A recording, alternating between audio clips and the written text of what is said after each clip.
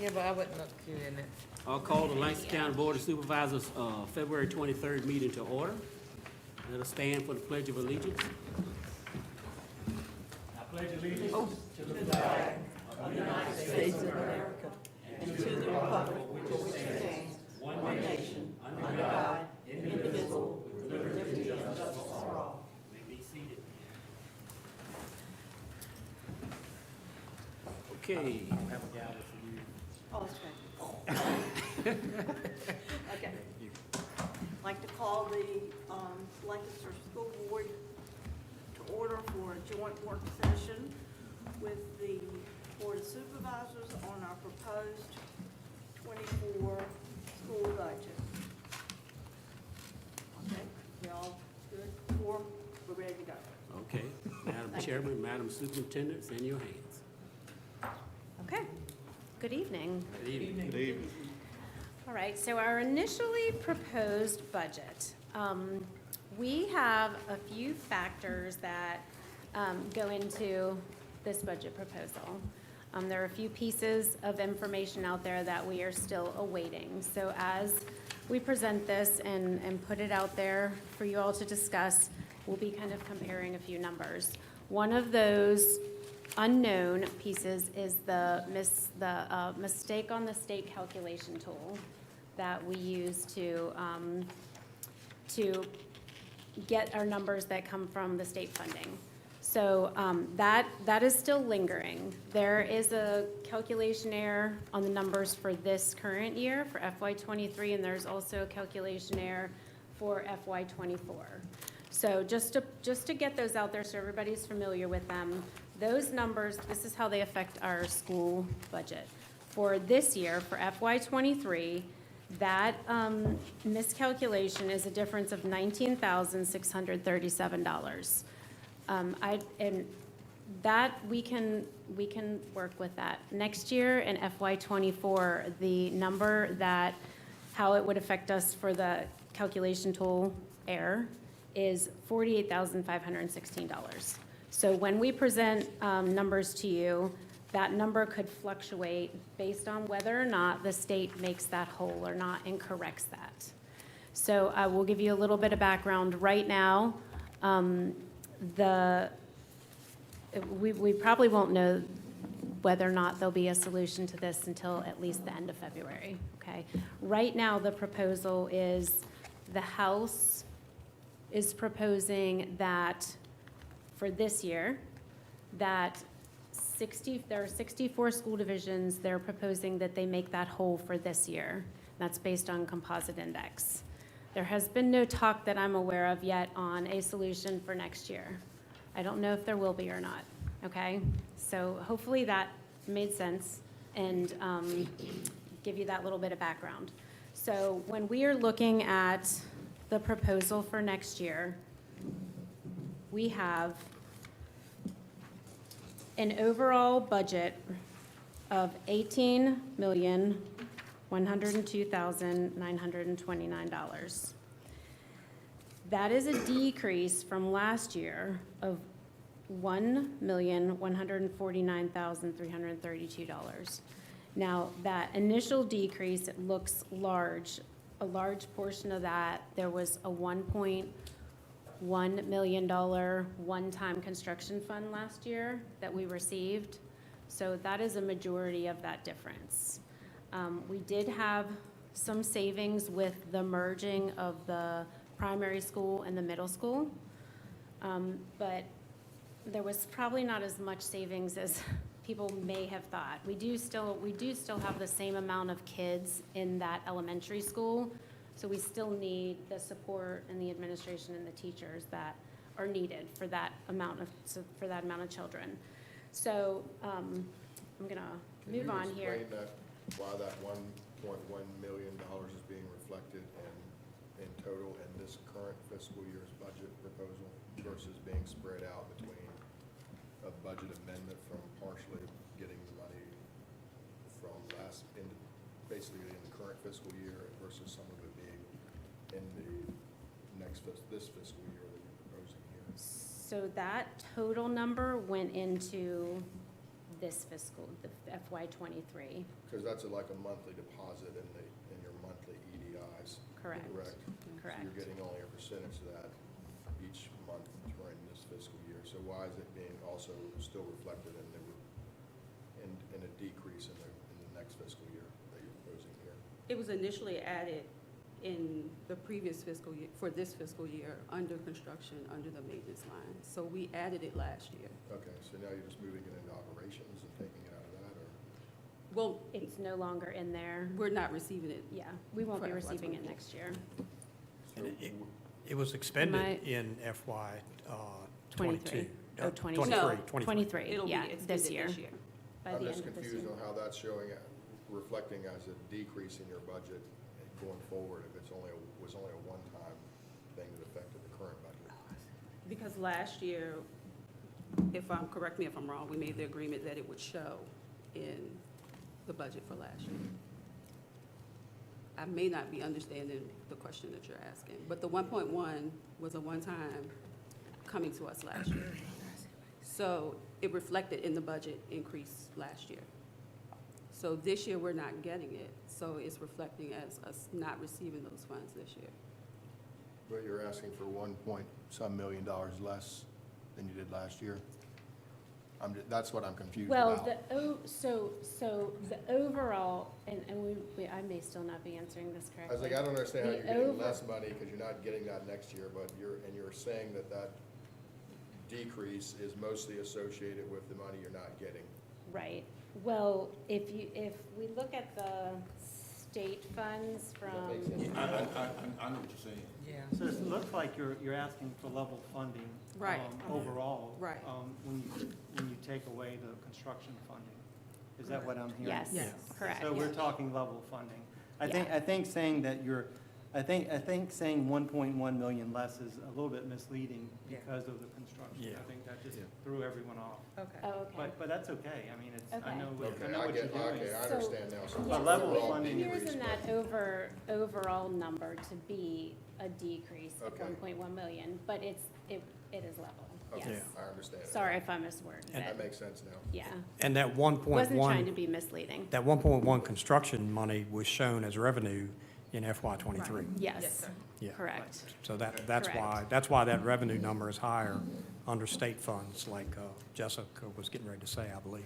Yeah, sorry, we weren't answering that. No, I mean, it's clear now, I understand. it. But You yeah. just- Does it make sense now, though? Okay, all right. So if we go to some of the influencing factors, employee health insurance, we're still waiting for final numbers. Our initial numbers that we got back were much higher than the previous year. And we just got newer numbers back, a newer quote back that is much less than the last number they gave us. So it's still above. We budgeted in a 7% increase. That's what we budgeted in initially. They are coming back with a 9.9 increase now, and we still hope to be able to get that down further through some discussions. So that number's still not final, okay? We already went over the calculation tool. The salary increase proposed, to keep the level funding, we had budgeted in here a 3.5% increase plus a step for teachers, for a total for teachers of a 5%. And that would put our starting teacher salary at 46,575. How did that compare with the surrounding counties? So it is not at the top. I'm still waiting for all the other superintendents to put theirs in because they're still waiting to see what their final increase will be, what their final raise will be. However, looking at the preliminary numbers, we are, I would say, in the bottom half as compared to surrounding counties. 46,575 is where I think there were goals set through FY '26 maybe of where we wanted the starting teacher salary to be set. it meets that goal, but those goals were set years ago too. So, I'm watching numbers come in. We just got some new numbers today from surrounding counties, and they just keep switching back and forth based on insurance increases and raises. So with that, that puts us there. What was And- the, do you know what percentage was given last year? Because there was a 10% put in the biennium budget from the state. 6.57. Yeah, 6.57 for everyone, but is that what it was for teachers? Teachers were 5% of the staff. So some of that will still be, is reimbursable through the state. Mhm. Some of it, we still Yeah, have I another. think is it 2.5%? Yes. 2.5%. And Yeah, then, can you keep us briefed on where we are standing in as far as, certainly, because that's kind of, if we can't Certainly. compete in our locality, we certainly can't compete against the larger demand for teachers. Yeah, that's Certainly. where I'm at. You know, you're saying we in the bottom. At least not until we have a new facilities and can compete somewhat in that realm. But when you agree. couple old crumbling facilities with lower salaries, you have a problem there in recruiting that's can't really be overcome. I agree. Retention, you know, Agree. Yeah, I mean, retention is not to another mention problem. retention. Right, and we're setting some of that off with some private scholarships to help hire and recruit teachers, but it doesn't help us with retention. So, and then we budgeted in there also a 5% increase for all other staff. We added in an increase in substitute pay because we really do rely on short-term and long-term subs on a daily basis right now. And we needed to be competitive there too. And we're reevaluating our stipend pays, and we think we'll be able to build that in there to be able to increase those after-school stipends. We were able to eliminate a few positions with the merge of the two schools. We were able to eliminate one school counselor position. That doesn't mean we're taking them down. We'll still have 2 in the elementary school and 2 at the high school. Before, we had 2 at the middle, 2 at the high school, and 1 at the elementary school. But going down to 1 at the elementary school wouldn't be sufficient either. We are gonna have 9 grade levels altogether there. So we kept that. Plan to close the primary school at the end of this calendar year. Is that- Well, we'll probably hold summer school there, and then we'll close the doors in August and open the doors to the new elementary school. And we're on new track to school do that. starts. Yep. And what's built into this budget, or do we have a plan for what is gonna transpire in the meantime while we decide what happens with that facility? Like maintenance on site of any kind, or? Yes. We do. sufficient. We built into this budget, we have asked to use parts of that building for some storage with furniture and some things until we build the new school as well. So we built into this budget to be able to maintain the maintenance and the utilities for the primary school for next year as well. So, I guess my only question would be the staff that's at, I'm talking about the janitorial staff, the cooking staff Mhm. that's currently employed in the primary school. What's the plan for those people? we still need them all and Okay, are so- going to use So there's no them. reduction in that? No, there's nobody that is going to lose their job from the merge. There are a few spots that weren't filled this past year, and with the increased numbers of students there, for example, the cafeteria, we need those extra folks when they come up there because there are more kids moving through that cafeteria, so it's not really a cut. You still need more staff because you're serving more kids. So, some of those positions we couldn't cut. Nurses, for example, we currently have a nurse at the primary school, and we currently have a nurse at the middle school. But we are gonna have such a large number of students at that elementary school that we still do need 2 nurses to serve there. So that remained in the budget as well. And we added in here an additional preschool class. So that includes an additional preschool teacher and a preschool instructional assistant. We're mandated to keep 10 students to 1 adult in our preschool program. So that's 2 adults.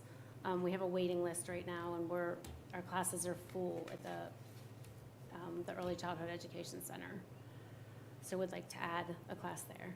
And so with the savings we had and some pencil sharpening, we were able to add those additions in there and keep the budget level for FY '24.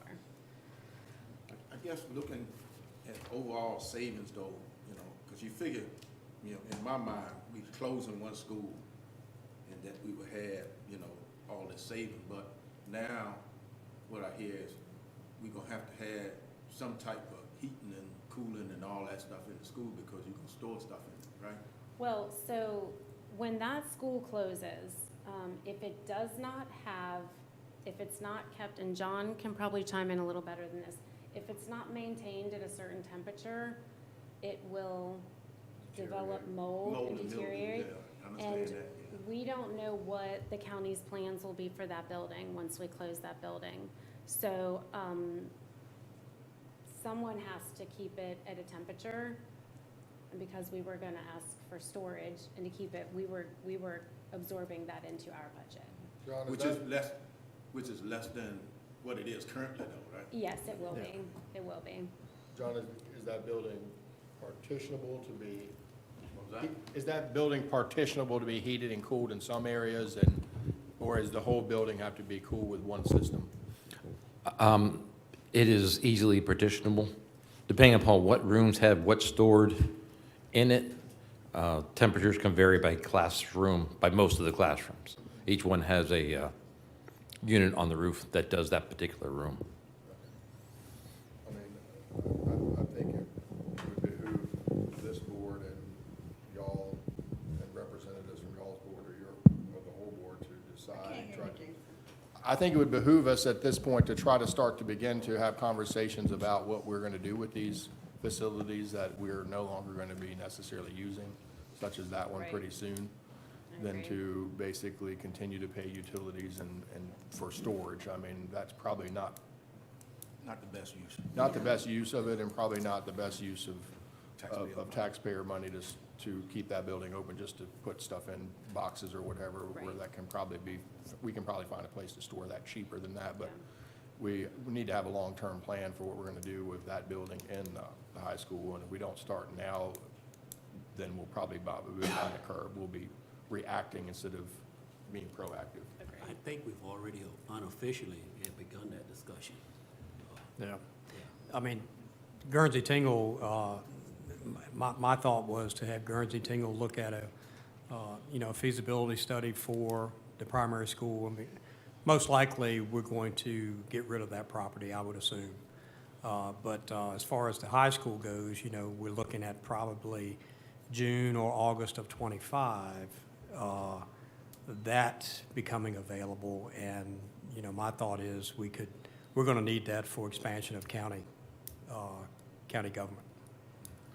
But I guess where I was coming from is, for the last few years, we always been talking about the savings that we're gonna see, when we close the school up by combining the two. So I didn't want to keep going down the road, well, we maintaining the school up, there's no kids in it, but we maintaining, so. But as a Your board, thing was just to maintain it for 1 year, right? Yes. Yeah. Yeah. 1 year, and basically that's good for us until we really make a final decision as a board as to what to do with it. Right. Within 1 year's time, we should know what we're gonna do, keep it open or shut it down. Because All right, if you don't, right, if you don't, Be a lot more money. that building will not, you can put a lot of work in it to open it back up. Oh, no, we definitely need to. I don't It makes sense to have it in the budget, but I think we need to start talking now Yeah. about what we're gonna do with Yeah, it. so- We do, and in all honesty, if it's not maintained at all, temperature-wise, the option won't be there to use it for something. If we know. Yeah. I don't know you if that you're option's not- there now, I know, anyway. I know, I mean, but be honest about it, I don't know. the way we were looking at, somebody has to maintain the temperature in that building next year. Yeah. Or unless we know now that that building is not gonna be used for something. So someone has to maintain it. Since we were asking for storage, And at the we, present time, you need we that storage absorbed for a it year. into ours, yes. So the ball's in our court. We'll have to let you know, and we appreciate you maintaining it until we make our Yeah. decision. And the budget numbers that you use for maintenance are the average annual that John came up with, which more than likely are going to be high, because if we can reduce the temperature or partition off the building, Right, uh, we would. you know, We the utility costs are going to be less than what you've budgeted for an annual expense. Unless the conversation is that you want to use that building for something, then I you can't- wouldn't want to partition off. I 'cause it can't, will- I can't see any How about the need. Y? Do they use it for anything? The YMCA or youth sports? Not the building, Okay. the grounds, yes. Right. John, how low can the temperature be set to still not entice mold buildup? Of course, you don't have that issue in the winter, but during the summer, you would, if you were running, and it's more of a humidity than a temperature, as long as you were dehumidifying, the temperature could be up in the 80-ish. Okay. The whole key is it has to dehumidify. So there should be some savings in electricity, Yeah. just based on that fact. Well, and the doors won't be opening and closing Right. and things like that, so. Yeah. We can start planning now on whether we're gonna demo it, market it, sell it, whatever we decide. It's the best option. We should just start doing, planning now, and then whatever we decide will be the best option at that point, but we should be proactively working Yeah. to decide now then. Yeah, because if that decision is made prior to this next year running out, then Yeah, because there's no if sense the to solution carry is it to on. sell that property, Right. we can go ahead and put that, basically get it ready to go on the market and start pushing Right. out there, this will be an Yeah. available site. How much storage is the school needing that property for? Well, John, you can probably answer that better than I can. It's for furniture and. Is it a and- lot? I mean, because my question is, is it, because what we're So- about to do as a school board is assume accountability for, and I don't know how much money it is, for storage. And I'm gonna just use this for an example. If it costs $100,000 to maintain that property, but we as a school could get, That sounds about storage for $10,000. I'll look at my email. We're actually assuming a cost that we don't have to, as a school system, Yeah. for the sake of the county. So we need to really look in that, in my opinion, if we don't need to, if we're just using that for storage, and the amount of storage that we need could be roughly 10,000, but we're getting 100,000 just to maintain it, then realistically, that's not, after we shut that building, that's not a cost that the school has to absorb. We could use those funds somewhere else. That's just Oh. my opinion, because that's a big building. As we move out this summer, and a lot of the big stuff will come out in June and start, as we finish in the middle school, we'll start transferring the stuff down. We're in contract with some moving companies to see cost and all that kind of thing that's involved with that process. But it'll be about the time when the kids are walking in the door and we're still taking stuff in and out of the primary school. Because we need one more bookcase, or we have too many bookcases, whatever the case may be. Next fall is when we'll go through there and find out, okay, this is what we got left. What's good, what's usable, what's trash. And then we'll pare down from that point to whatever storage is at that point, if that makes, If there- from if a there- process perspective, If there is any. if there is any. So we'll know by calendar year '23 whether we need the building maintained or not. We'll know by January of '24 Right.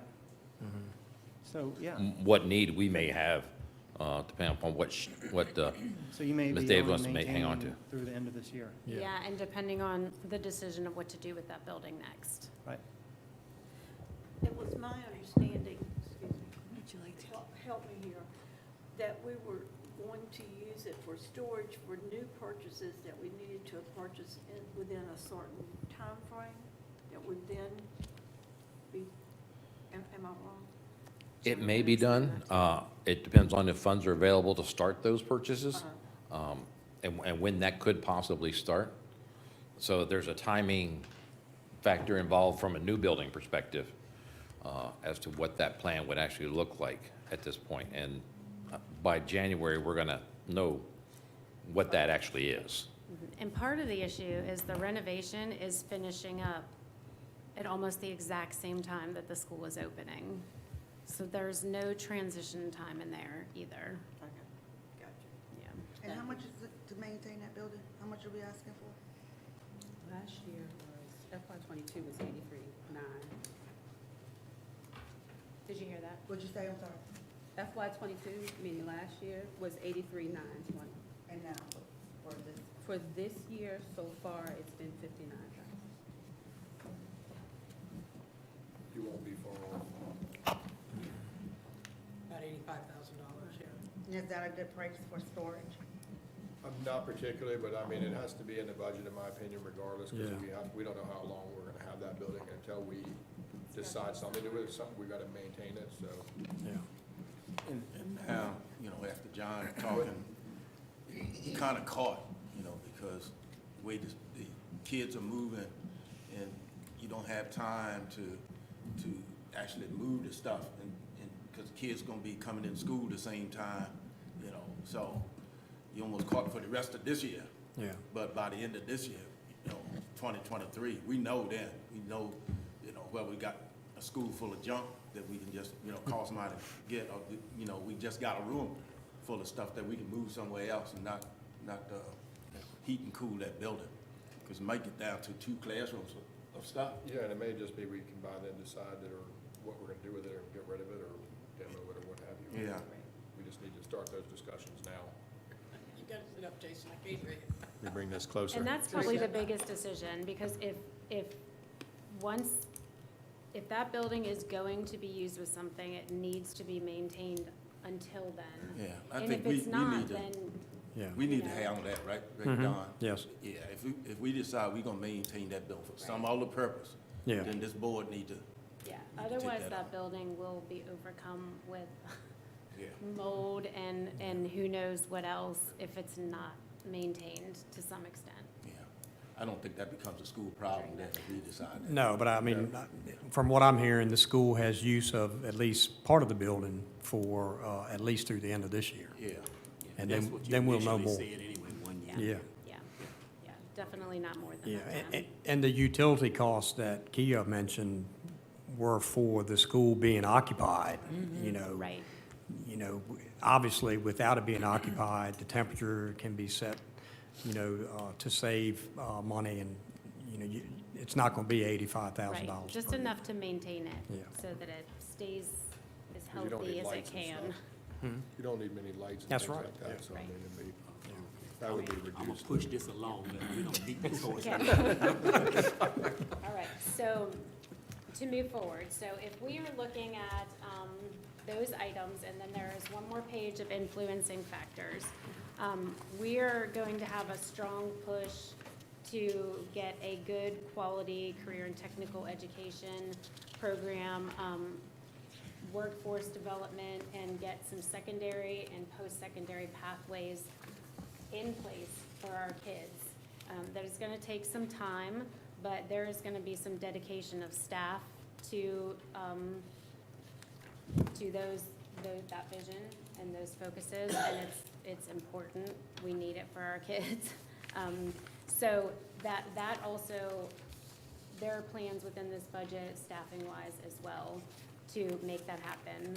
And then just some other things that we had to really take into consideration while looking at next year's budget is replenishing and updating the student and teacher materials and manipulatives. Some of that we're also doing through grants and money that is raised through the Education Foundation, which is amazing and helping with some of our costs. We're working right now to develop a robust mentoring program with LCPS. And if that gets off the ground, which we hope it does, and gets going, then that's something we can put a little more into. We're starting it small right now, trying to get it off the ground really well. And we did have an increase in tuition for our Chesapeake Bay Governor School and our Northern Neck Regional Special Education Program. And then, of course, increase in fuel prices. So those were the main increases of things that we had to consider. So we took the savings and those were the pieces that we worked really hard to add into there. How many students we have going into governor school total? We will have 7 next year, 7. which is up. We had, our numbers have been dwindling. We're trying to boost it back up. So we always have to say a year in advance how many spots we want to seal up for governor's school. Our numbers have been going down, so we had said 5 for this year. We will be filling 7 though, 7 spots. We'll continue to work those numbers up too over the years. Can you give me an example of materials and manipulatives? Yeah, so take math, the younger kids use counters and the handheld clocks so they can move the hands. Those are the things that are hands-on for the kids Okay, to use in the classroom. thanks. And we encourage those all the way up to 12th grade now too, so not just the younger Even ones. board members should have.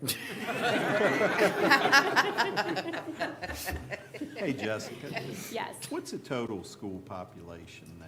we are at 1,024 students. Thank you. And that fluctuates all the time. We have so many children who move in and out on a regular basis. Doesn't fluctuate a lot, but goes up and down. That's where we are right now. Okay, thanks. So going back to those numbers that are out there in space, with the calculation tool error.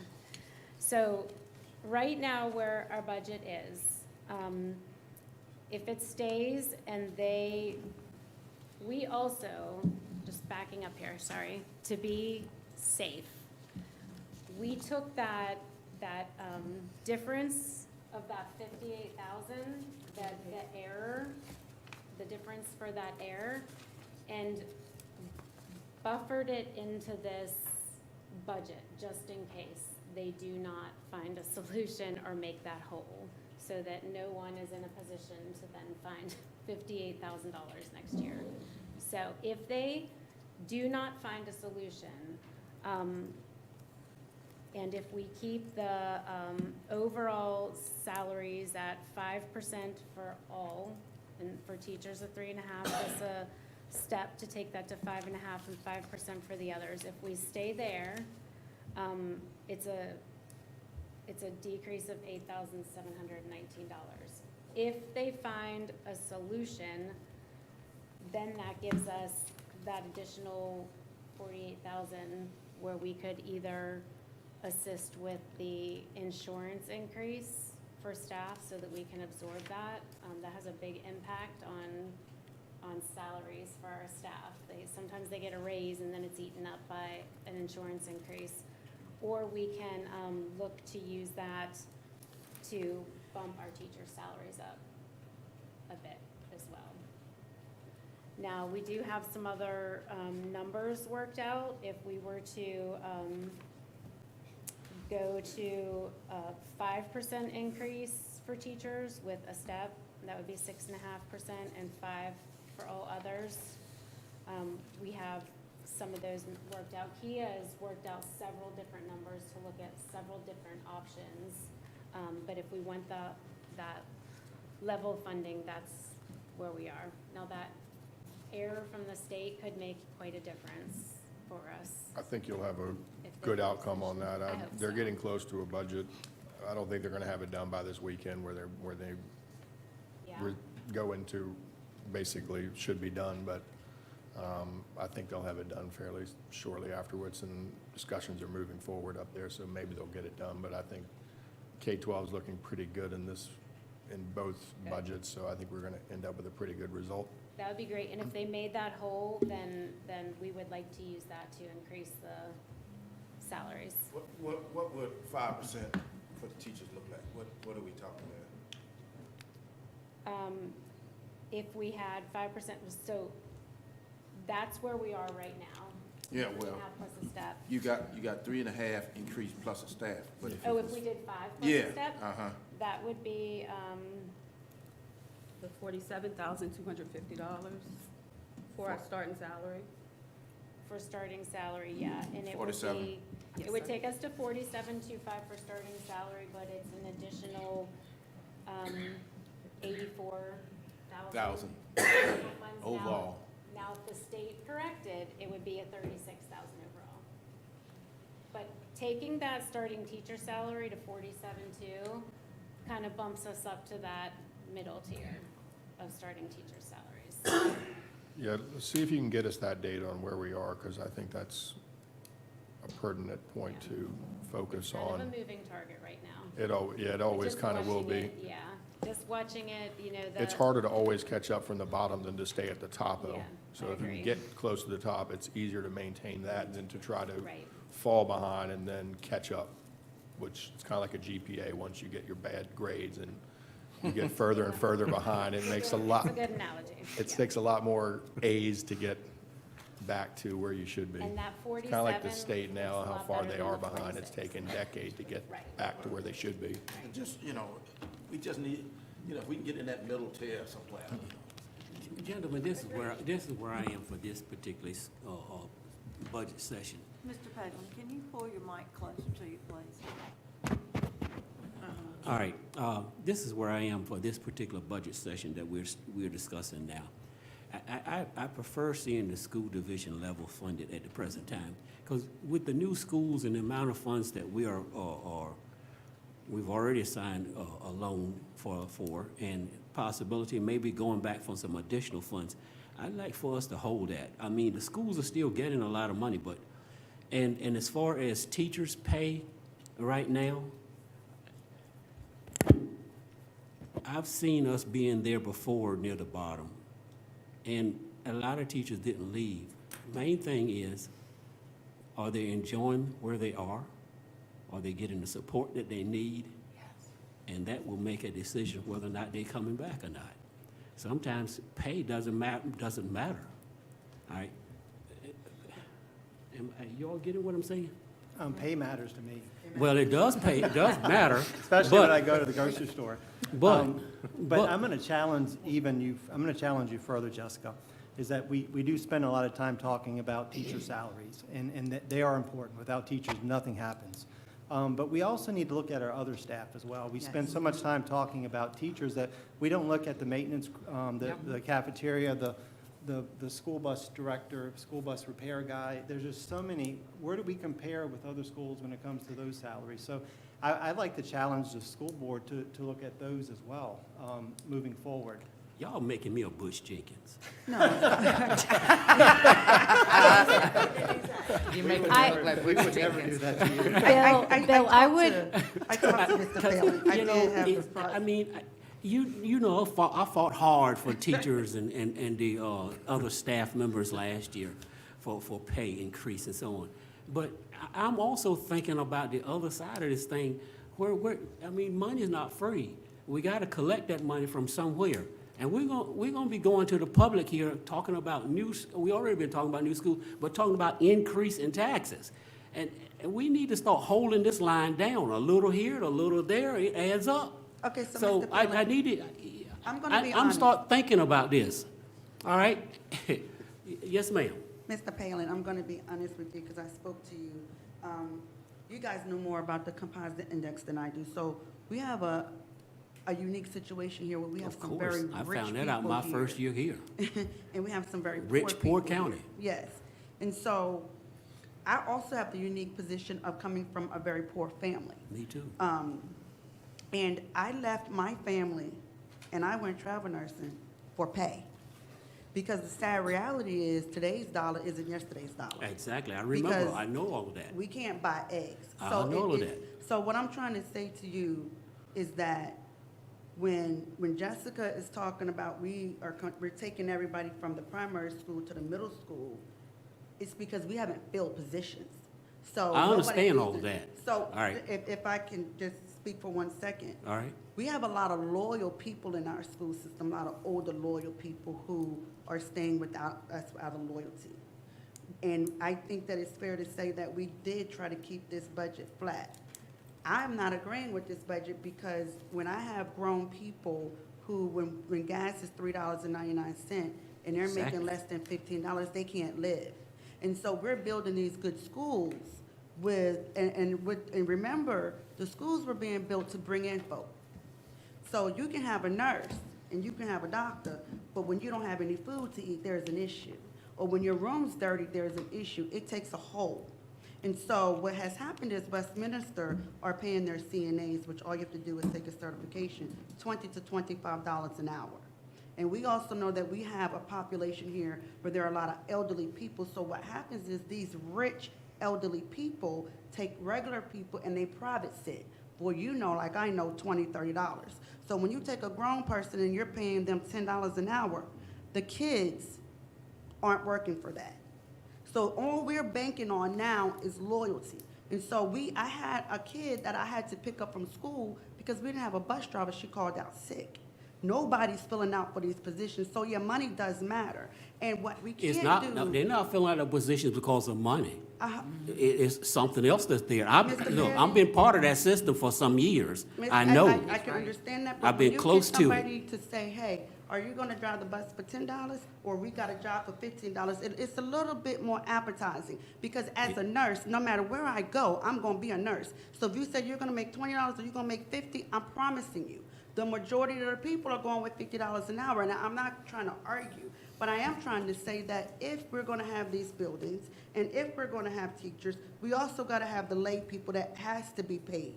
I'm not voting on any salary that I don't feel like addresses every need of every person that works in my school system, because that's what I'm elected to.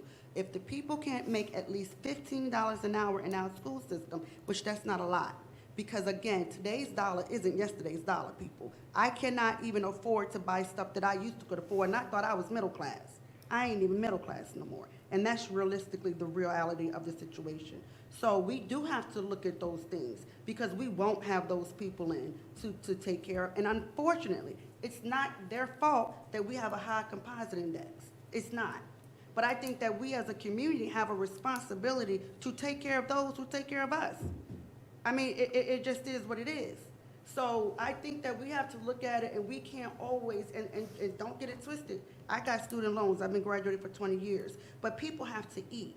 And I can't vote on anything where I have grown people and they can't even buy food. I will not. I won't do it. I can't consciously do that. Now, I don't want to raise taxes, but we have an obligation to take care of each other. That's what we have. If we don't, who will? We all we got. And that's all I got to say on the situation at hand, with all due respect. I agree with everything you said. And what you say, I not only just apply to the school system, I also apply to the people out here that has nothing to do with the school Yeah. system, or that are sending students there that can't afford a loaf of bread, or the gas that makes sure they can go to work all week. I'm thinking about those too. We're looking at raising their taxes. If these people own homes and then they can't pay their taxes, after a while, 3, 4, 5 years, they can be just sitting outside. I'm thinking about these people also. I agree. Did I start this with that 5%? I will echo, Bill, like you said, that more now so than ever, we recognize just how important every single staff member is in our school system. Our schools can't work without every single person that is there. I mean, we have found that out with not only teacher shortages, but just inflation and everything else, and having, we missed one bus driver, and John is reworking a puzzle that morning that I don't know how he works every day to make it work. But one shortage now is not the same as it was years ago. Everyone is just as important when we're looking at the salaries. I agree with you 100%. I think the point basically being made is that what Mr. Penn is basically trying to say is that we've got, as a group here, we have to be conscious of the taxpayers' dollars and the amount of money we spent and the tax rates. And this all factors in.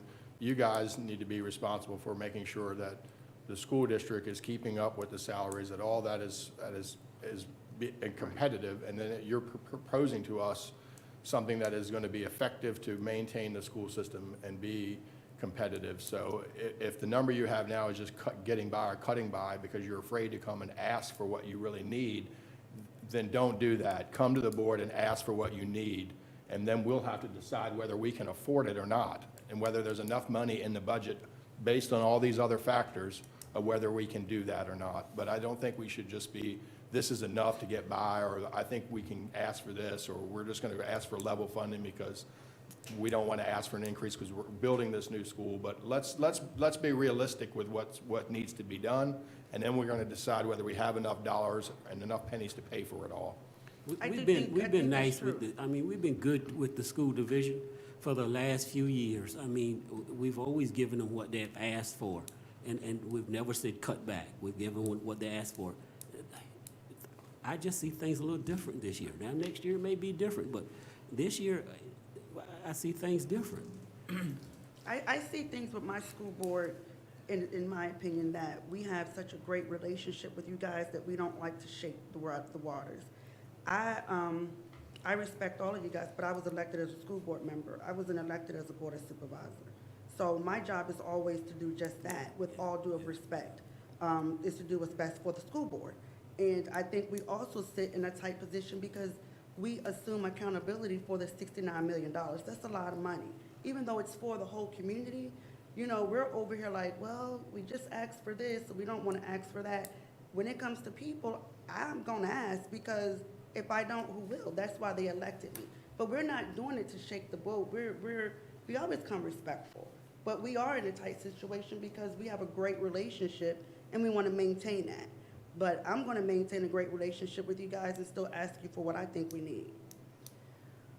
So Jason, I think we came with multiple numbers today to see what, Well, the feedback for me is Where just that was. continue to have that discussion. Let's see where the numbers shake out from the localities, but the marching order should be to keep us in competitiveness. And whatever that is determined by you and the school board should be the number you bring to us, in my opinion. I agree with Jason on that.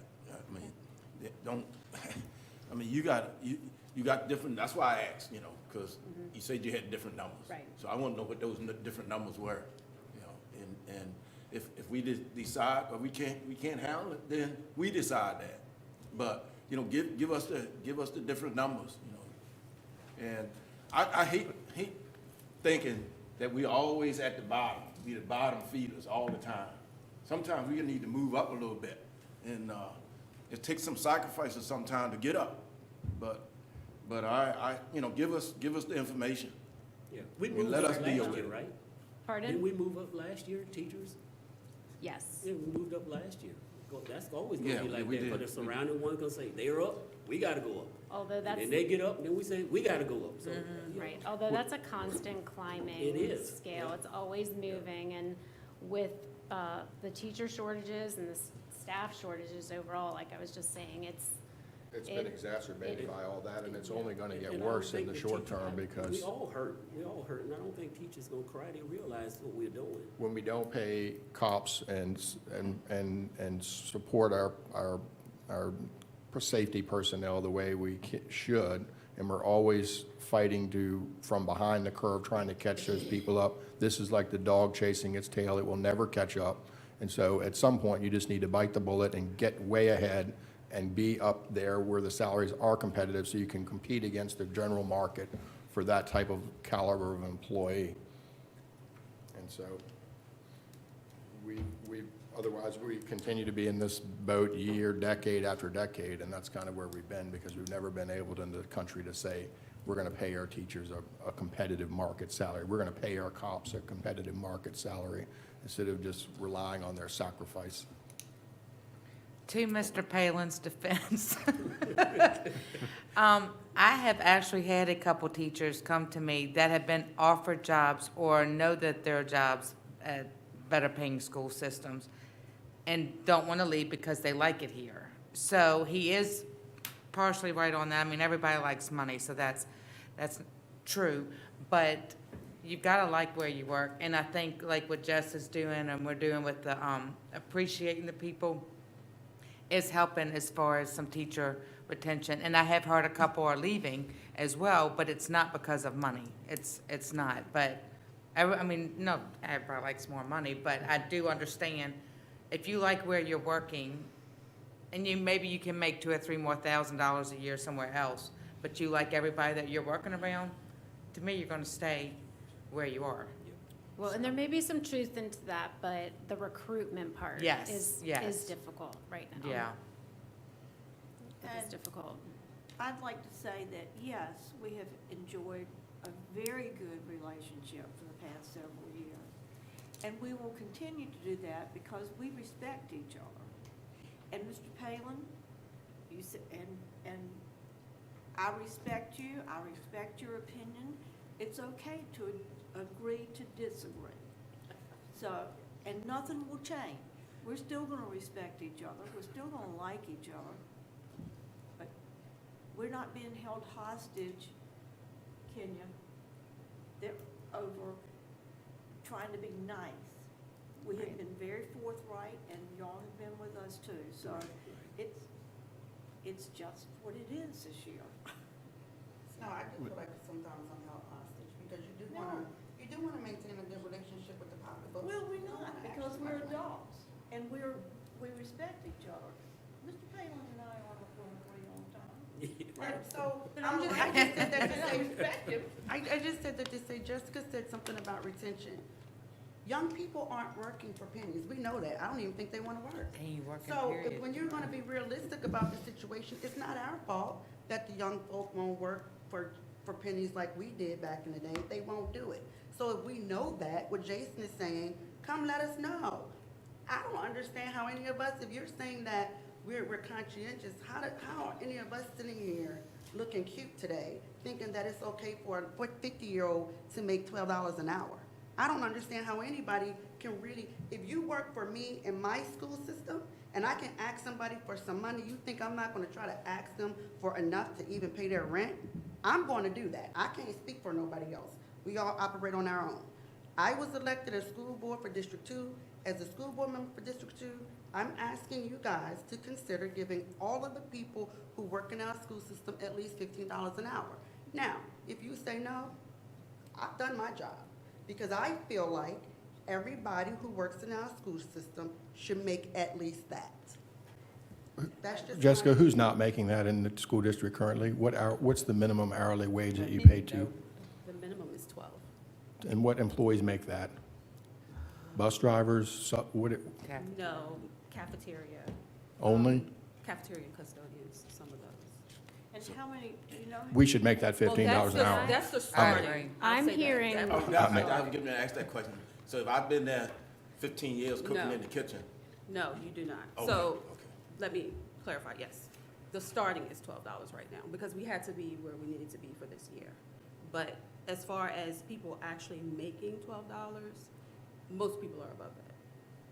I don't think you can compete at $12 an hour in any of those jobs. And so if you have cafeteria workers, 12, they can go to McDonald's or any of those places and make quite a bit more than that.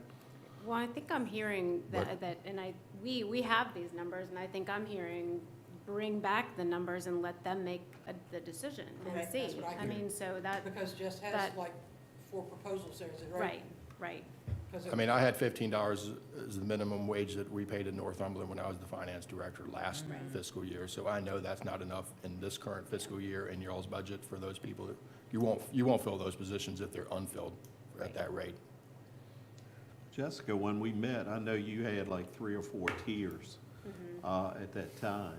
And in your defense, because when Mr. Palin and I met with you, you had a higher budget at that point, and we asked you if, and you did, you came back, but you didn't have to cut salaries, it was other areas as far as that. Just so everybody understands that, when we had our initial budget meeting with them, their budget was higher than this, but not as much, now you correct me if I'm wrong on this, Jessica, but not as much in the salary portion, it was some of the other areas, and they went back and sharpened their pencil and brought it to this close to level funding.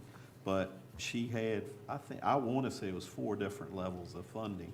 And we were hoping, we said we'd start at the 1, hoping that we could get to the 2 if the state came in at the right numbers and those things. Correct. So- Correct. We did have 4, and they were with salary increases, some of them. Some of them included a higher salary, $15 and above per hour. So, and those are the numbers we still have here. So it's 4 different scenarios. Yeah, I would just say hopefully between now and our next joint budget meeting, you can have a little bit more time to have a flush out of how we compare in all those categories, our bus drivers, our whoever that you employ, and how we are ranking in that. And then make a competitive number and bring that to this board. And we can do that. And some of those we did work on this year alone with the bus driver salaries and car drivers, Kia, to get those up there too, because we couldn't fill them. Yeah, and I mean, I think we have to be conscious of that, and we can't just be Right. like, okay, let's just put a number out here, because we don't want to ask for $500,000, but we need $500,000. Well, I'll Until just those be jobs clear, can I be don't, competitive, otherwise they're just Right. not filled. That burden falls to staff that's there. That staff gets burned out more, more people leave the profession, and this snowball grows bigger and bigger. right. Well, to be clear, I'm not putting numbers out there just because I don't want to ask. Working with this budget, and we do have multiple scenarios that can raise those salaries. So, we just didn't get there because of the conversations this evening, so.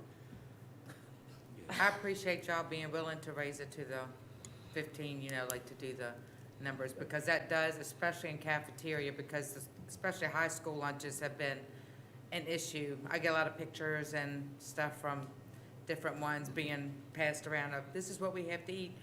And, so if you pay them Right. competitive to what, McDonald's or whatever is gonna pay them, it's gonna Well, I make a difference. 100% believe in competitive pay. Yes, And I have yes. always been one to fight for a salary of a teacher or a school staff member, particularly in this position. Well- So I'm not asking for numbers because I'm It's trying to be critically nice. important to It's- everything, because so it many of our is. kids don't have the nutrition they should from their Exactly. own homes, so they only get that at school, Yep. really, as part of their, and if they don't have that, they're not gonna learn at all, so Completely it's agree. kind of the first hurdle in order to meet where a lot of our kids are at, so Right. not only funding those positions, but making sure that our meals are quality is important. Absolutely.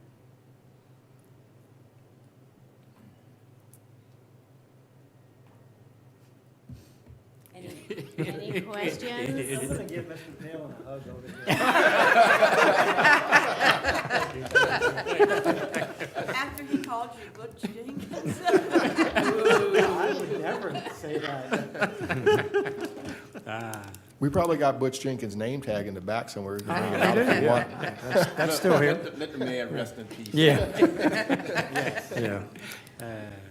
So Jason, one thing I will say, just kind of in response to where you were saying to look where we are competitively across the board for all the positions, I do think that's something that over the next year or two, we look very closely at, looking at where our salaries are. We often, and I know we previously, not too far in the past, have done a teacher salary study, but I don't know when or where if we've done one for all positions within our school system, but that is probably something that we need to look at. I believe Essex last year paid an absorbent amount They of did. money to do a They did. a study. Probably has, I don't know if they've shared that or have shared that, or, Well, from what I understand, I've asked several schools who have done it recently. It's kind of tailored to, we would need to do one Yeah, ourselves. they don't like to share that. Yeah, Well, and then So- job descriptions are so different within the school Yeah. divisions. they are. I think So- it's something we could probably partner with the school division and have the county do it as well. I mean, it's When was something, the last time we've done that?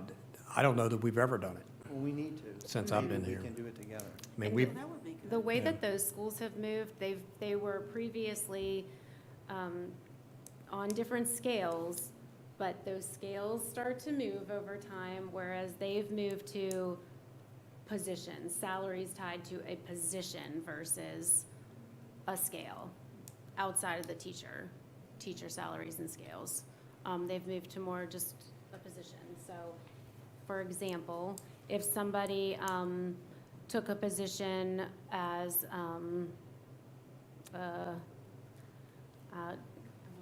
let's say, a director position, okay, in their division.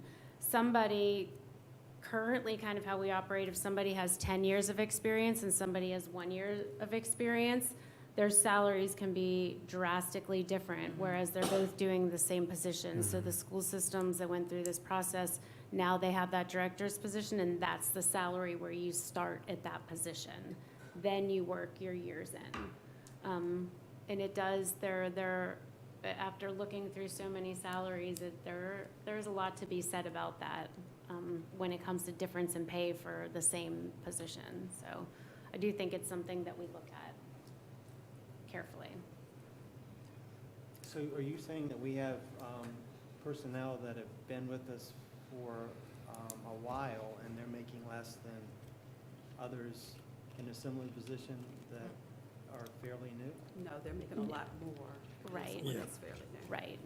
Well, that's how it should be. Okay. And I think in the past, this is just kind of a general statement, people used to stay in positions longer than they used to, whereas now we're struggling with hiring some positions, so we're hiring people into positions who don't already have 10 or 15 years in a position, but they're doing that same job and they're doing it well. Does that make sense? Yeah. It's sort of just, So we need to pay them. instead of paying on years of experience, we're necessarily not, I don't agree. Right. doesn't necessarily match up to merit Skill or set, skill right. set or the amount of work ethic. Is that what put we're in. Yes. doing? Is that- That's what most school systems are doing. Really? And yes, yes. So, like, if somebody has a degree or several degrees in that field, they're gonna make the same thing as somebody coming in new? If they're both starting a job? That's where schools are moving to. They're not Okay. looking so much as the years in as this is the position. Because there's I don't agree not with always that, but time to that's work not your me. way. Yeah. You know, when you're doing some of the jobs that are they require a lot of extra time, a lot of extra responsibility. Yeah. And in the school systems now, there are positions with a ton of responsibility that responsibility level used to be different. And we're asking people to do it and still take it on, so, yeah. Makes I don't sense? agree with that. That's just me. I don't agree with that at So all. then I have. understand, Jess, that when we finally figure out what this magic thing Cloud has out there for us, you'll present those options for them to look at. Yeah, and that takes some time. It's a Absolutely. No, I process, it understand takes that time. part. They would come in and look at everything, they would compare us with local counties and the larger picture as No, well. I'm referring to the 5 options or 4 options that you already have written out. Oh, That once we figure out what that magic cloud is gonna do, whether it's gonna give us money, take money away from us, you will present those 5 things to the Board of Supervisors to Right. look at. Okay. right. Well, just for clarification, Yes. Mr. Geezy spoke about a meeting that we had earlier. That was actually meetings of the finance committees of Right. both boards, only 2 members each from each board. They met twice. As far as meetings moving forward, I know Mr. Bellows stated the next joint meeting. We're not scheduled for another joint meeting. You all will hold a public hearing on your school budget on March 1st. Correct. Which at that time, you should have some better information from the state on what they're going to do. You can take to heart what you've heard tonight from the Board of Supervisors and whatever the school board passes in their budget. And I think you're scheduled to adopt your budget on March 13th. Correct. Will go into our overall budget. So whatever this board passes for their school budget will be put into our budget. And you all, the Board of Supervisors, is scheduled for the public hearing of the school budget on March 30th, and then scheduled to adopt it on April 13th, if that helps. We may or may not know that state air by then. It might be Yeah. something that we have to move forward with. Yeah, I know, but I mean, we should know more as of March Right. 1st than we do on February 23rd. Correct. Okay. If there's nothing else, then we can, anything else? Other comments, questions, whatever? I have a question. Are you asking Jess and Kia to send to your board the 4 options that what you were asking? What I heard, correct me if I'm wrong, is as a board, you'll On March decide 1st. which Yeah. proposal you want to present, we'll bring it, and they're asking to take that into account, and they can decide whether or not. Is that correct? Essentially, yeah, I mean, Yeah. I just think y'all need to make sure you're being competitive and we're not at the bottom. Correct. And if Right, that's where we're right. at, then you need to sharpen your pencil and say, hey, that's not gonna be enough, because we're at the bottom of the area, and we're not gonna be able to compete like that, so. Right. Focus, I mean, I know it'll take time to do a larger salary study, but focus on the ones we know are problems. Bus drivers or recruitment is a problem. Look at your paraprofessional folks and your other instructional support folks. Look at your teachers. I mean, I think And we're focus doing on that those. now, looking at us compared to counties for all of those And then positions. make sure you're competitive, and then bring back that number to us and say, Okay. here with this, yeah, you could give us some options if you want. You could say, yeah, here, this is the number that's gonna put us in the middle of the pack, and, or if you wanna go up here, and this will put us at the top. Okay, Okay. we can do that. Bus drivers been mentioned a lot. I hate to be negative. What's that? I'm sorry, I say bus drivers been mentioned a lot. I hate to be negative. But a number of bus drivers have quit or don't want to be a bus driver. Not basically, of course, I'll accept more pay. They accept more pay, but not basically for pay. It's what they have to put up with while they're driving that bus. Amen. Amen. Yeah, so that's one of the main reasons recruitment is hard. Yep. 100%. And I mean, y'all might doubt, but I worked there for a number of years. I know what I'm talking about. I dealt with it. They all layer together to You make. had me as a student, and it's 65. You know? According to our most recent You can't numbers, dismiss though. People will tolerate a little bit more if they get a little bit more. Absolutely, absolutely, yeah. I'm gonna say this. I saw a good bus driver would take care of anything that was said. Money wasn't an issue. But after a while, they got a certain route, Yep, and they said, I can't take it anymore, I'm gone. I've heard the And that same was a thing. good bus driver. Money was not the issue. It was a disrespect. Yes. well, in And the that's- level. and that's a- Was it a younger person or older person? Older. What age group you put that person You in? don't find a young person drive bus much. They got other No. But it makes a difference on Yeah. your perspective on things. Your age makes a difference, you know. Yeah, this is older person, Yeah, mature yeah, person, that's mature what I- person. what I- Yeah, because I doubt if you're gonna find a young one that's gonna be driving a bus. They ain't gonna be driving it long, because they're gonna be looking for something else. Yeah. Okay. Thank you for your time. Thank you. And I am still in good favor with you? I agree with you. Okay, all right. All right. Good to Okay, look at all angles. yeah. Okay, well, I'm gonna recess this meeting. Got one thing Yeah, no, to I would say let the school board adjourn first, and then Yeah, you okay. adjourn till School 7. board, yeah, adjourn. I would entertain a motion for us to adjourn. I make a motion that we adjourn the meeting. I second. All in favor? Aye. Okay, We're now adjourned. all right, and I recess this meeting until 7 PM. Thank you. Thank you. All right.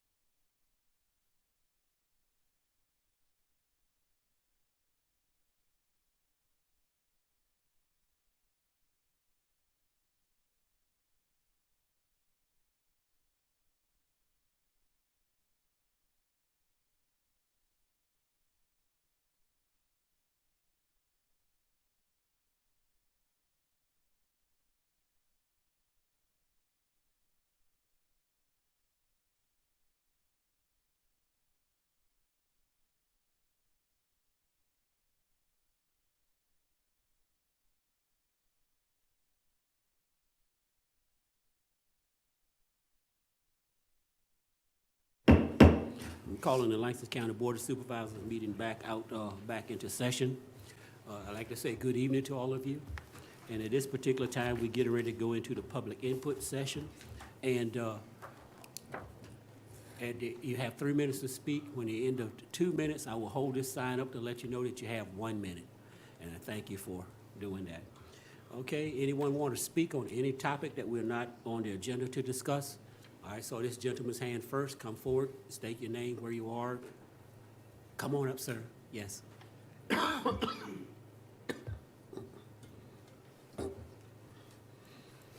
Yes. Good evening.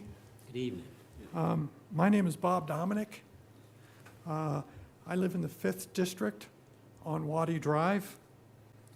I'm here in support of my Holgate Drive neighbors, my other Waddy Drive neighbors, and John Muller in support of relief from ATV and firearms noise. On one occasion that I know of, I had ATVs run through my neighbor's property and my yard, and I find this activity inappropriate for the neighborhood, and I would like it to not continue.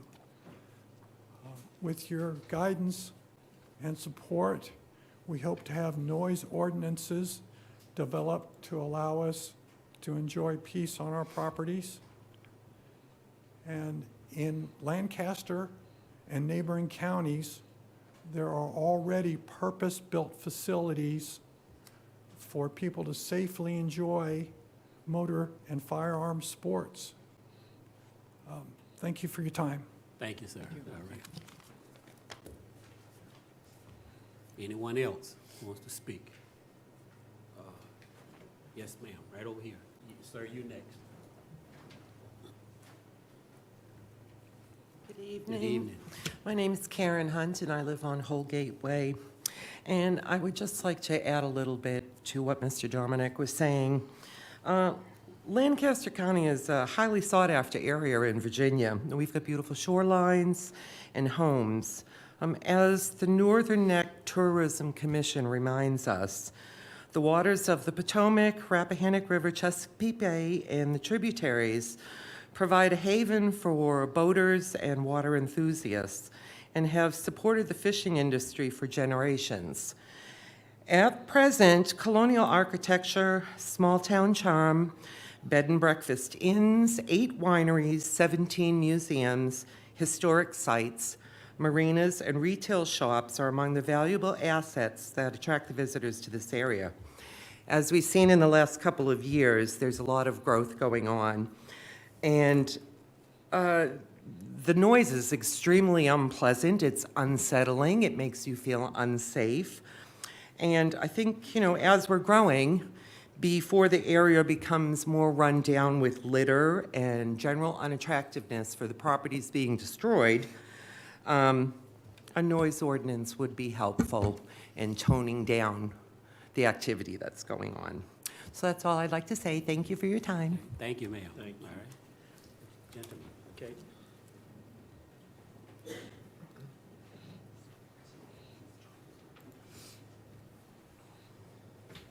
My name is Bill Thornton. I'm a full-time resident of Taylor's Creek, District 5.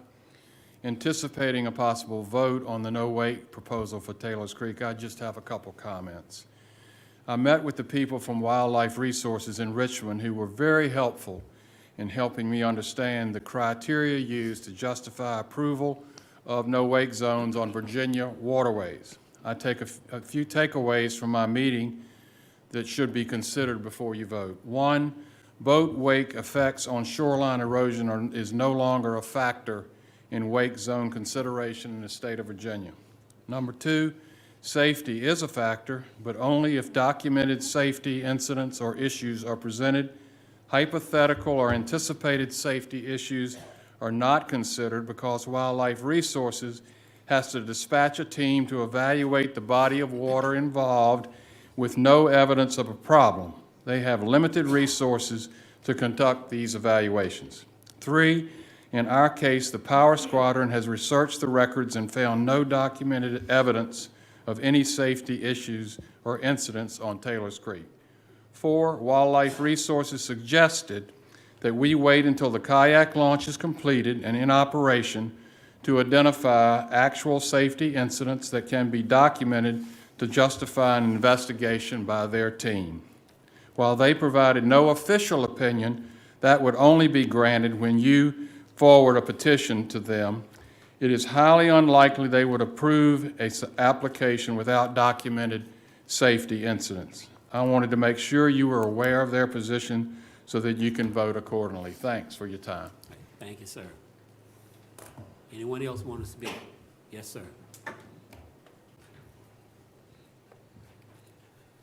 I'm John Muller. I live on Holt Gateway in the 5th District. And last time I was here, you asked me to bring more people, so I did. Okay. And to let you know just how serious this is for us, and we'll be back again if you don't make a decision, you know. So anyway, I wanted to do one thing, and that is to stress a point that I haven't made yet, and that is that providing a maximum decibel reading during the day and maximum one during the night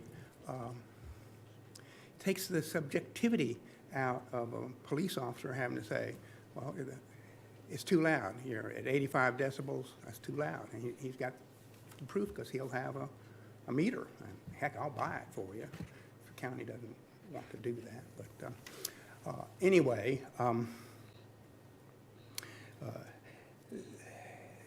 we are just very, very concerned about the activity that's going on, and just want you all to consider. We have provided you again with our research and our request.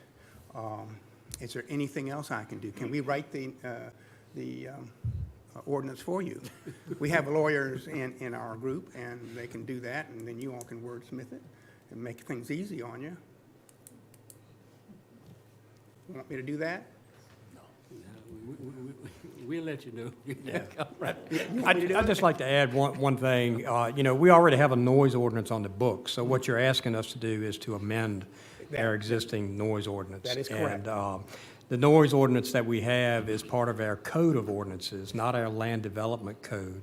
And the reason I state that is because typically ordinances in our code of ordinances just go to the Board of Supervisors for consideration. But in this particular case, and I've talked to a couple of board members tonight, you know, I think it may be appropriate because I know that you're persistent and you will be back and you'll probably bring more people each time you come. Yes. If maybe the board would consider asking the Planning Commission to look at this when convenient for them.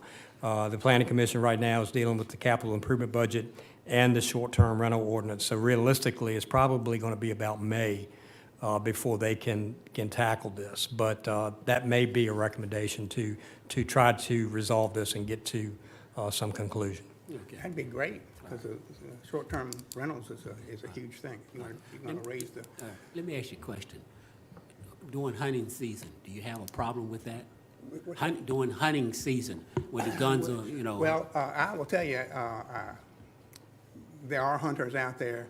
I think they are hunting too close to residential properties, but yeah, that's been going on for decades. Yeah, it's So, but my concern is, at night, like right now, boom, boom, boom, and it's scary. And we have pets, and we don't know what they're doing shooting at night. Right. I don't know if they have berms where they're shooting into, you know, it's just, it's not the place to do it. You should do it at a range that's designed for it. And the other thing, the ATV should be on a track. There's one in Gloucester, I think there's one in Middlesex, and they just need to do that. Or go buy 500 acres in the middle of nowhere and set up their own track. Have you contacted law enforcement? You mentioned... Oh, yeah, we talked with the sheriff, and we just have not wanted to have the sheriff come down at this time. We're Well, a you little mentioned worried. that there's trespassing involved. If someone's on your property with an a four-wheeler without your permission, that's worthy of a call to the sheriff. Yeah, that did happen to Mr. Dominic some time ago, but he just wanted to let you know that happened. Was the sheriff called? I don't believe so, no. Well, that starts the process. That's not good, to have someone on your property. I would call the sheriff, and then now we have something recorded, and Right. and then you can work from there. Okay. But as of right now, you have no formal complaint, Well, other than coming to the board. Again, my focus is to make the county a better place Yeah. by beefing up that ordinance. Well, we are. I was one of those that that met with Don, and we're gonna have the planning commission, strongly look at that. And That's they'll great. they'll bring something to us. Okay. All right, very good. You don't need me to write anything up. I mean, you're welcome to, to take a stab at it and send it to us. We'll, Especially if planning it's- commission will take a look at If it. it's something that another county is using, Yeah. it's always good to see what they're doing. Oh, yeah, we gave you like 5 Yeah. examples. Yeah, So, yes, yeah. that's done. I know I've gone over my 3 minutes. Yeah, but we interjected, so, Yeah. yeah. All right. Gentlemen, what's your, concerning and what we want to do, want to submit that to the planning I think commission? I've told you that before. All right. Just send it to the planning commission. So, all right, we need a vote? Yeah, I would Yeah. have to like. All right, need a motion? I move that we send the noise ordinance issue with the information we have to the planning commission for their study and recommendations back to us. Okay, you've heard the motion, all in favor, say aye. Aye. Unanimous, I believe there. All right, okay. All right, anyone else? Yes, sir.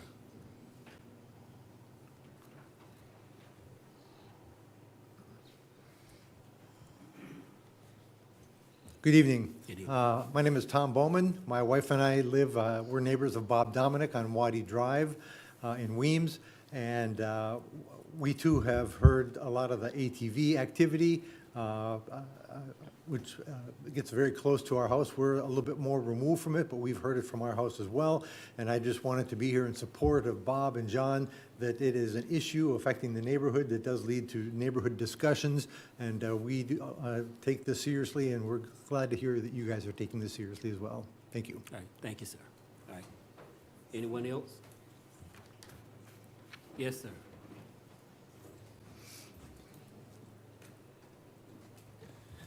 I just want to let it know that I'm not in support of it. State your name, sir. Ron Osborne. I live on Black Stump. I hear it, but they bought property and enough of it so they could ride on it. They're not tearing up anybody else's property. And if they want to shoot guns, I'm sure they know how to safely do it. And that's why we live in America, right? So take that into consideration if you can. Okay. All right, thank you, sir. Yep. All right. Anyone else? Anybody online? Okay. All right. All right. Public input session is now closed.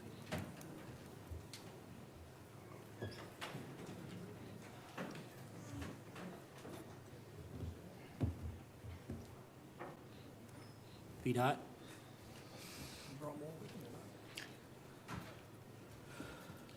Good evening, Mr. Palin and members of the board. Good evening. I was just glad you didn't recognize me until after the room cleared out, But thanks for everybody that stayed to listen to my report. We've been busy cutting brush on Buzzard's Neck, Boys Camp, and Fleets Bay, and we'll continue to do that. We've been able to make good use of all this warmer winter weather we've had. We've been inspecting pipes countywide, and we hope to finish that up in the next week or so. We'll have an inventory of all the cross pipes on all the roads across the county. We repaired driveway pipes countywide, and we worked on one this week on 201. We repaired signs and patched potholes, cleaned ditches in Lively, and removed trees on Route 3 and 354. The litter effort that you all commenced is underway. They started this week. They're complete with the primary routes and hope they'll complete all the secondary routes next week. We'll continue to cut brush. We're cleaning ditches and repairing shoulders. and we have some pipes to replace, and we'll continue to address work orders countywide. I did add the pavement schedule onto the report for this paving season. So we have Johns Neck Road that will receive plant mix. Route 354 River Road will have a cape seal. That's a two-step process. If you remember, the first layer is like surface treatment, goes down, double seal surface treatment, and then we come back on top of that a couple weeks later after it's had time to cure and do a slurry seal on top of that to give it a smoother riding surface. When it's all said and done, it's very hard to tell a good cape seal job from a plant mix job. We're doing latex on Mary Point Road and Waverly, and then we have various routes that we're doing surface treatment on. The secondary 6-year plan, we need to update that this year. We'll do that in April and May. I am hopeful that once we move the money forward from the projects that we've closed, we will be able to move up Davis Mill, hopefully to FY '24, which would be July of '23, which means we may be able to do that paving the end of this year. But we'll get that update done, and then we'll look at that. Everything else is further out, but if you all have any items for me, I'll be happy to take those down. Okay, any questions? Yes, sir. Just a couple of questions. Last month I mentioned about pavement over in Middlesex coming into the bridge, but it's pretty bad on our side as well. Same kind of thing. It's Moberly going right onto the bridge, that section of pavement where it's kind of like broken. And both approaches now to the bridge are in pretty bad shape. Okay. Also, the potential of like making that area cleaned up, that tree that's kind of uprooted and fallen over, and other things along that area, if that could Yeah, be. we've reviewed it, and we're coming up with a plan to address all that. Probably be a combination of vegetation removal and spraying. Okay. And then finally, is there any update on the removal of those trees on Cardinal Lane? Yeah, I talked to him and just. Just waiting on Dominion's contractors basically at this point? Yeah, I'll call him again because I just seen him the other day and I said something to him about it, so. Okay. Hopefully it won't be too much longer. That's all I have. I think they were waiting on the contractor to get back in the area to do it. Okay. David, I have some individuals that live in the village of Weems that are, they're concerned with, there's a spot at James Lane and Route 222, and it's where the water runs under the road. There's a lot of erosion there, and I've seen your trucks there, but I don't know, I'm sure that you know that it's an issue. Yeah, it's a cross pipe that's settled. Yes. And I need to look at my schedule. I'm thinking it won't be any more than 2 weeks when we get the pothole truck back, the contractor, let him spray over top of it and smooth it out. And then I have a school bus driver that lives in the village that, so when you turn on James Lane, there's a low spot, and it's where Aqua did some work, but they didn't patch it well. So when she hits it, she says the kids go flying up in the air. I mentioned maybe slowing down, but no, it's a road's fault. So there's one on James Lane, and then there's one at the intersection of James Lane and 222? Yes, Okay, so 2 separate spots. yes. All right. Anything else, gentlemen? Mr. Chairman, I had one that was brought to my attention today. Someone told me today that the 55-mile-per-hour speed limit sign on Whitechapel Road, when you turn in Lively headed towards St. Mary's Whitechapel, that the 55-mile-per-hour sign is gone. Once you get outside of Lively, there's no sign that says 55. Okay, so that Probably should got be blown like off by before you get to the 70 road light. All right, anything else? All right, thank you, gents. All right, thank you all. All right, all right. Okay, presentations, Broadband Authority.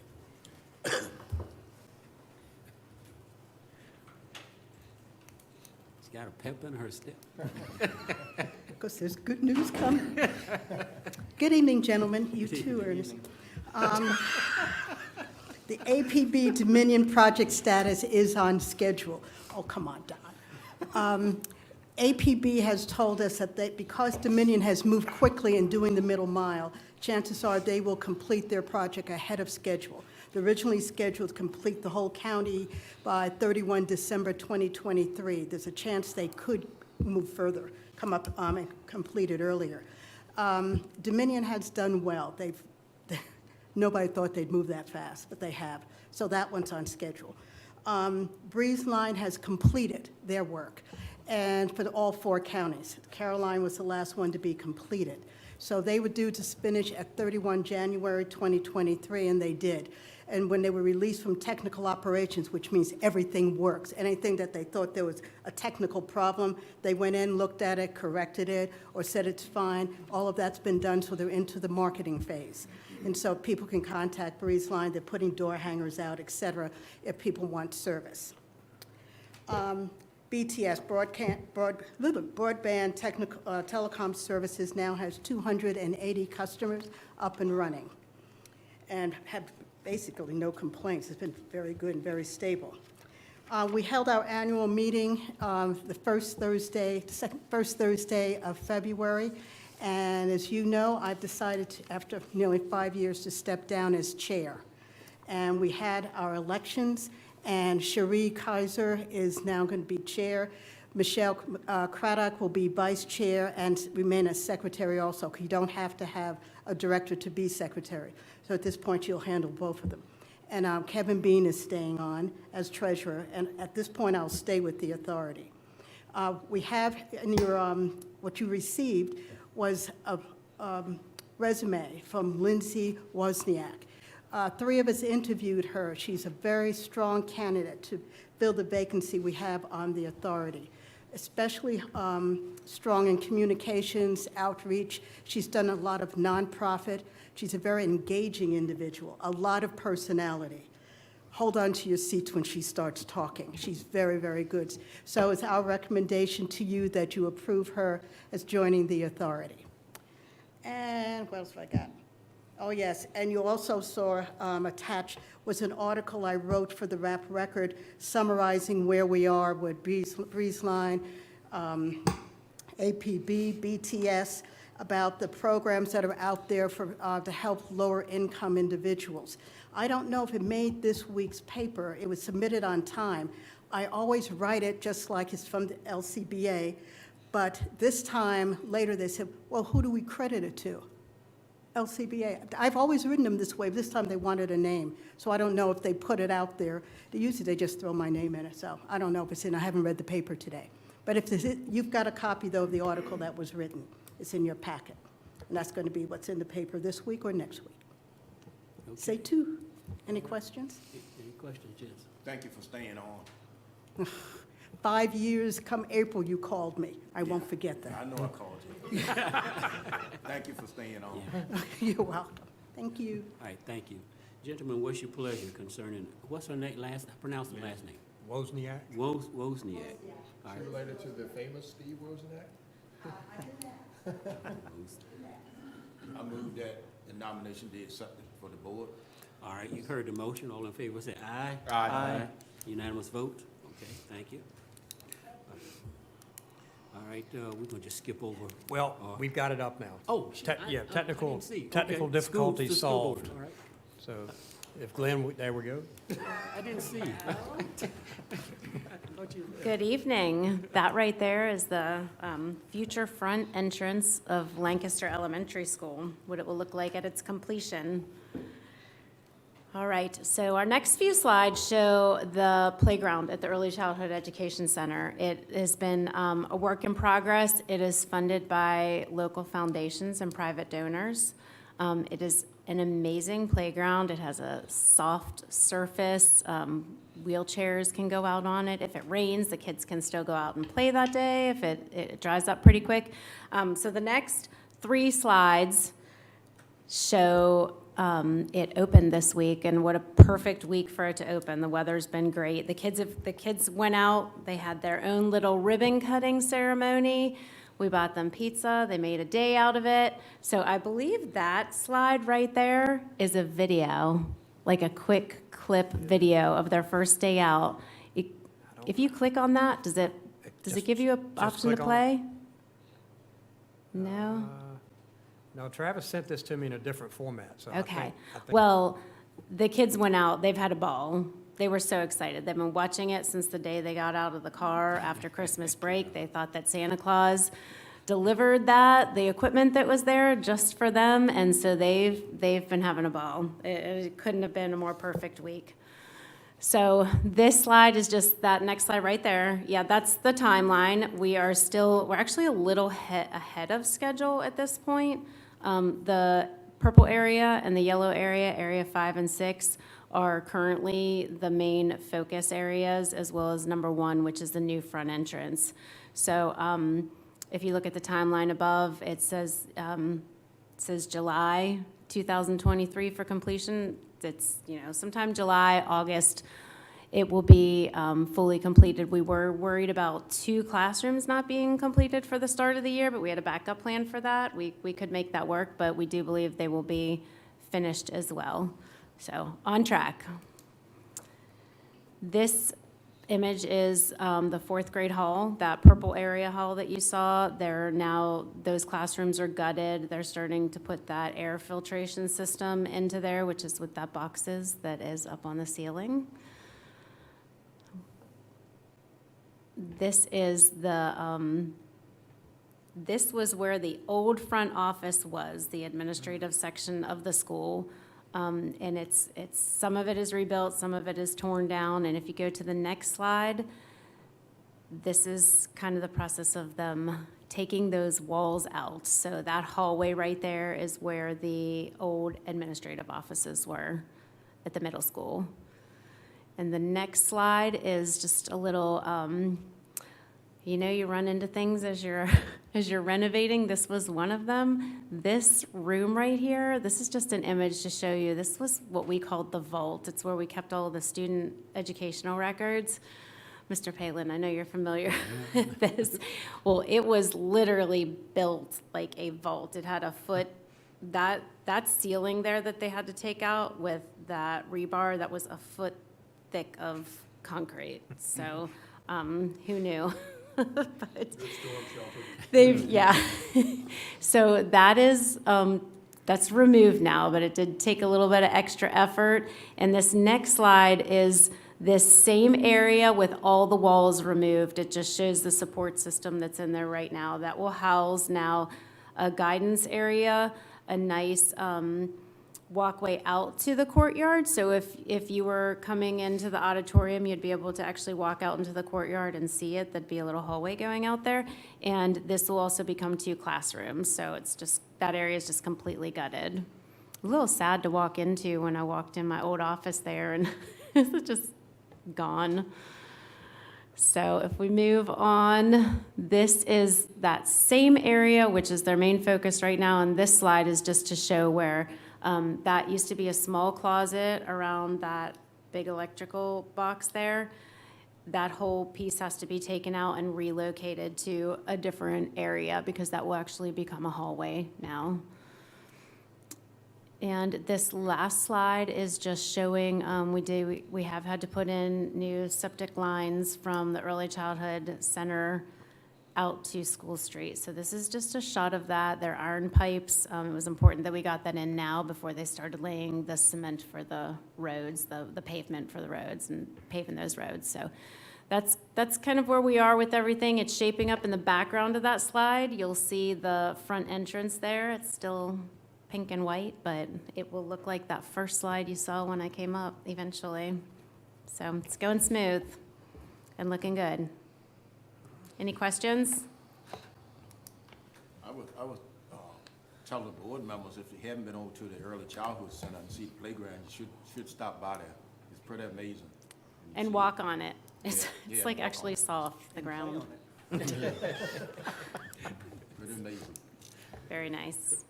Yep. All right, thank you. Thank you. Thank you. All right. Okay, now we're going to public hearing. Mr. Farrell.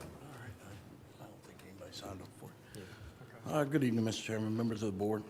What we have before you tonight is an application by Latasha Vini, who is a property owner, to rezone her current parcel, which is R3 residential medium, to R1 residential general.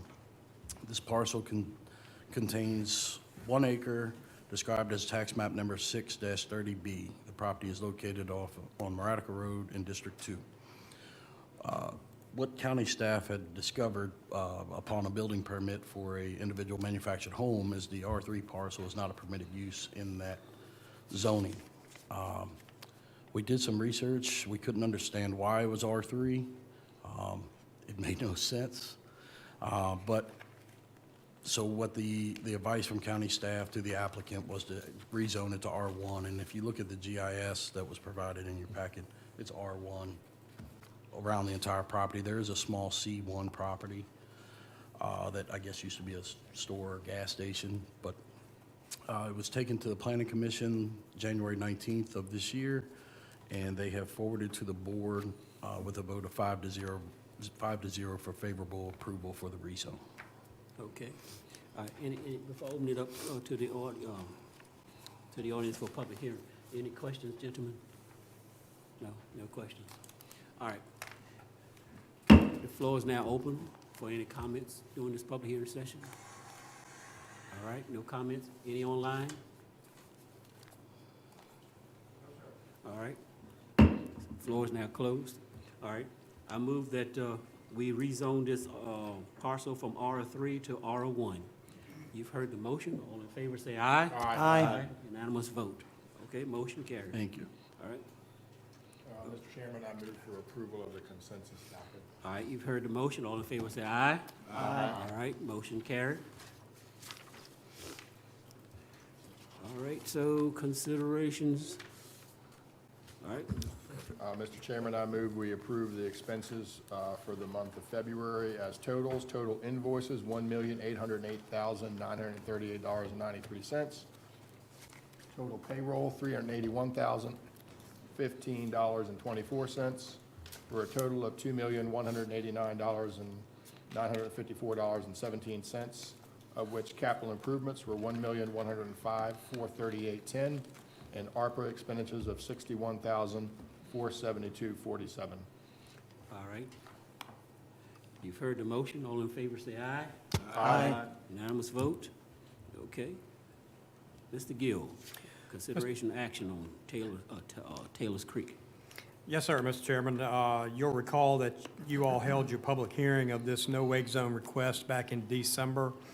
You closed that public hearing at that time, but took no action, and scheduled it for tonight's meeting as a consideration item for possible action. The reason for doing that was to give staff time to try to look at the erosion issue and the safety issue, to see if we could uncover anything that would show that the boat wakes were responsible for maybe accidents on the creek and/or causing the erosion.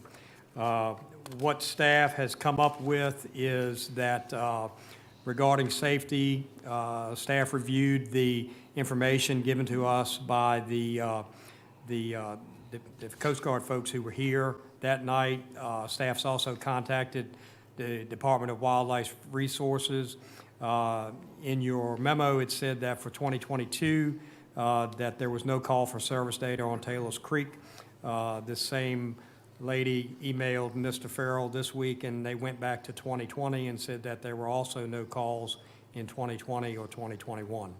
Mr. Farrell also contacted the Sheriff's Office Dispatch Office to see if there had been any calls received for distress on Taylor's Creek since January of 2020.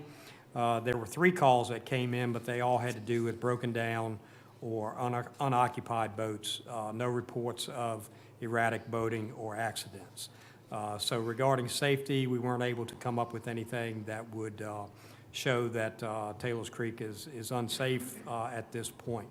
Regarding erosion, Mr. Farrell went through our comprehensive plan.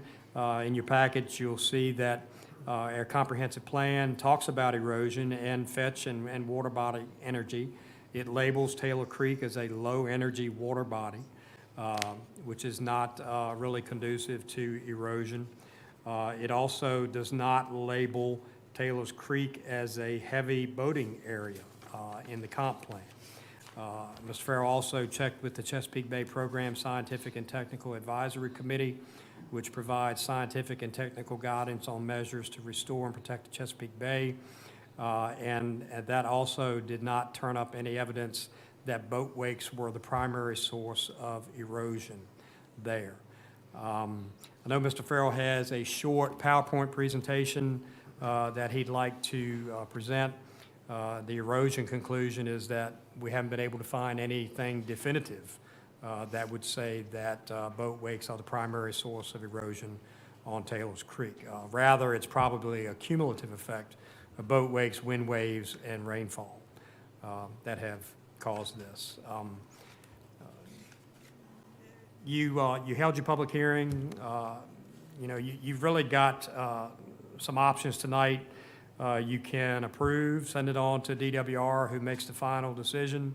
You can modify and send it on to DWR to review. You could deny, or you could simply take no action and then maybe perhaps wait until the Taylor Creek Park is built to gauge the safety need at that time. So that's your options. And Mr. Farrell, did you have anything to add before we go to the? No, sir. All right. So Glenn, if you can give me PC2 again. All right, gentlemen, like the county administrator, Mr. Gill said, it's short. Just wanted you to be able to visually see. We're going to show you a few pictures of boat wake versus wind wave. Obviously, you're traveling in your vessel. This is what it looks like. The next two slides are going to show you what it looks like as it's coming up on your shore.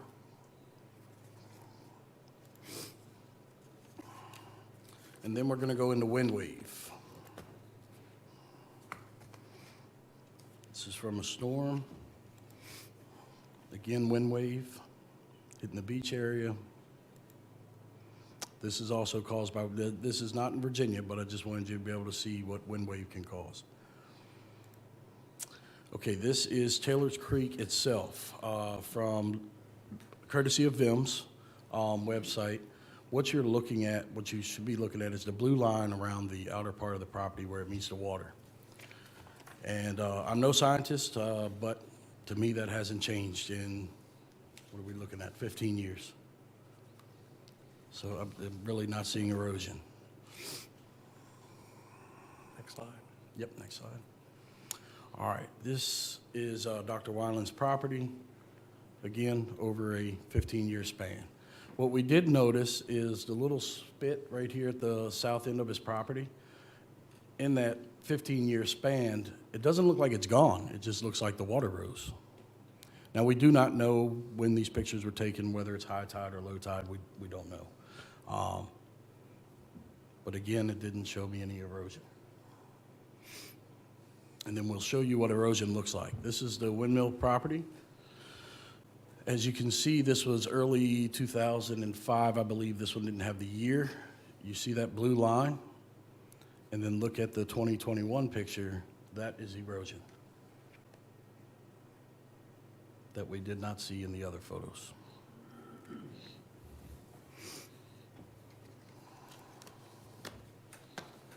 Okay.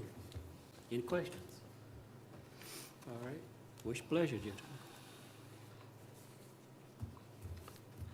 Well, Board, I just want to say that I appreciate the many emails and phone calls I've received from District 5.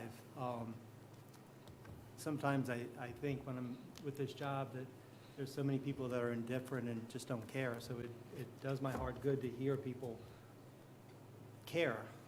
I care. I care because you care. I do this job because of you. What I spoke about last time was the fact that I am not an expert at this. I don't know anything about erosion. I don't know that. I knew the waterway when I was a young boy. I don't travel on it now, so I don't see the boating. So I'm not in a position to make that decision. So my recommendation was to reach out to DWR and have them make the decision. I think one of the emails stated that, based on the information that they have, they probably would decline to have no wake in there anyway. So that's all I was asking, is that I don't feel that I'm in a position to say yes or no. I'd rather put it in into the hands of the experts that can make that call. All right. And I would assume, Don, if a petition goes forward and it's declined initially because of no voting, because they have the petition in place, could they look at it again in the future? Or is it a whole different process? I think if it's denied, it would have to come forward again at a later date as a new application. Okay. My thinking is, we just let it go for time being until after the park is developed. And then after the park is developed, we wait a while and see what's going on, and we can take a closer look at it again. That's my opinion. Okay. I share that opinion too. I see no sense in us approving this to move forward at this time, especially with the facts and the data that's been presented. And so I wouldn't vote in favor of moving it forward. All right. I would agree with that also. I'm not a voting person. I'm not an expert in this, but a lot of people who I am friends with who travel that area, a lot of them have expressed concern of the no wake in there. And so I would agree that I think when that park goes in, I think the situation is going to change at that point, and I think we need to look at it at that point if there is a problem that comes up. Okay. All right. Mr. Ellis, got a statement? No, I mean, I was not really in favor of it last time, and the evidence hasn't really convinced me that it's needed at this point, so I don't see a point to moving this forward at this point either. Okay, well, haven't heard from you, then we're gonna take no action and we're gonna move on. All right, board reports? Any reports, gentlemen? I don't have any reports, but I will make a comment. As the VACO president, I get to host the spring VACO meeting. I would like you all to be aware of the calendar dates that have been selected for that. The board members will be arriving on April 26th. We'll have a dinner that night. And then on the 27th, we'll have our board meeting in the morning, and then I'm in the process of organizing a tour for the group that afternoon. Where's this taking place? Where's the location this time? The people will be staying at the Tides. Okay, all right. I didn't know what everything would be. Yeah, the dinner and stuff on the 26th will be hosted there at the Tides, and so pencil that in and let me know and RSVP to me if y'all are able to attend or would like to attend. And to that, and then if you would like to attend the tour on the 27th. Yeah, I'd be interested in it too. That I'm working on, so. Haven't been over there in a while, yeah. Okay. Any other And I'll board? fill in on more details as the plan comes together. All right. Glad you on that one. All right. Any other board reports? County Administrator report. I don't have anything at this time. All right then. Close meeting. I move that the Board of Supervisors enter into a closed meeting for one, acquisition, disposition of real property per section 2.23711A3 of the Code of Virginia. Two, legal matters per section 2.23711A Code of the Virginia as amended, and personnel per section 2.23711A1 of the Code of Virginia as amended. Okay, we're now in closed session.